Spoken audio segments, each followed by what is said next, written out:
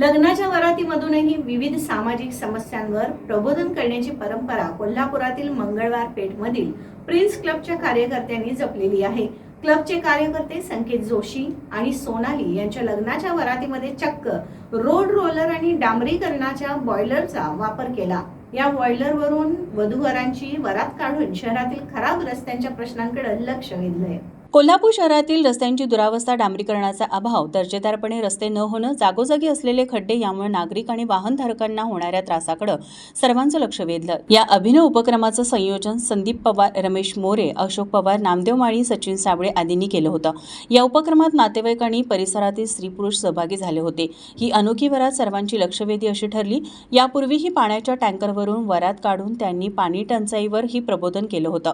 शहराच्या विविध प्रश्नांवर चिक्कू नामक व्यक्तिरेखेसह या प्रिन्स मंडळाच्या वार्ताफलकावर लिहिले जाणारे संदेश हेही सर्वत्र चर्चेचा विषय ठरले आहेत. एकंदरीत कोल्हापूरच्या परंपरेला अशीच ही रोड रोलर आणि बॉयलरवरून निघालेली वधू-वरांची वरात ही लक्षवेधी ठरली.